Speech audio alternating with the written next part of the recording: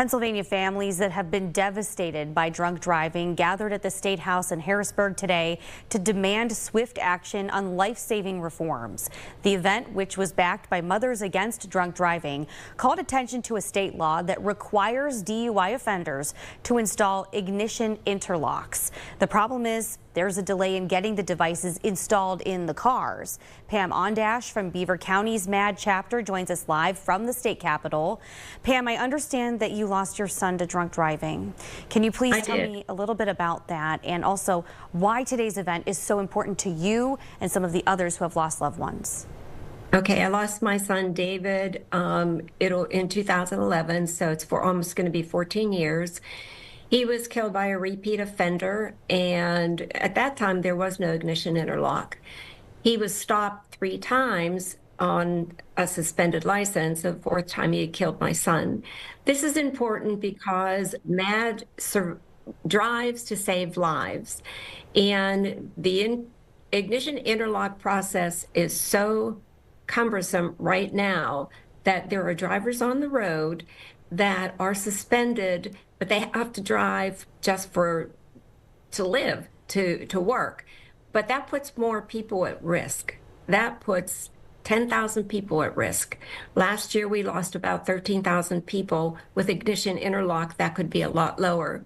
We don't know exactly how many people are driving on suspended licenses, but we don't want there to be people driving on a suspended license. So we're here to support the fact that these things need to be fixed and changed so the process goes back by a little more smoothly and quickly. And Pam, can you explain a little more about the ignition interlocks and how they can keep convicted drunk drivers from repeating offenses? Yes, because they cannot start their vehicle without blowing into a device that reads their BAC. It won't start the car. So if they are impaired and get in their car to drive home, they won't be able to because the car won't start.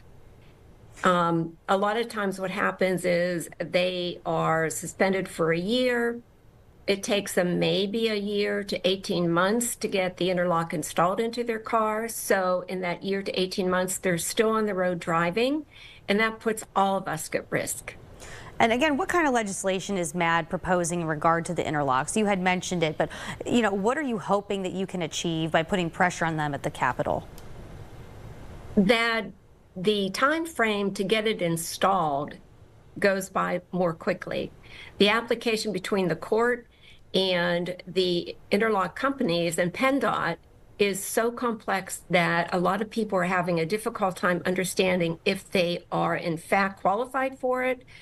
Do they have other offenses? Is it going to be stacked? Is it going to be consecutive? So there's a lot of things that need to be worked out, because a lot of times they don't know if they qualify because it's a late notification. So we need to improve that so the interlock can be installed into a car more quickly. And if they're going to be consecutive, they need to know that so they don't think that, oh, I'm going to be on interlock for 6 months, but actually because of consecutive offenses, it's really 18. And real quick, what kind of support do you have from the state legislature? Are you confident that you're going to see the proposed changes that you want?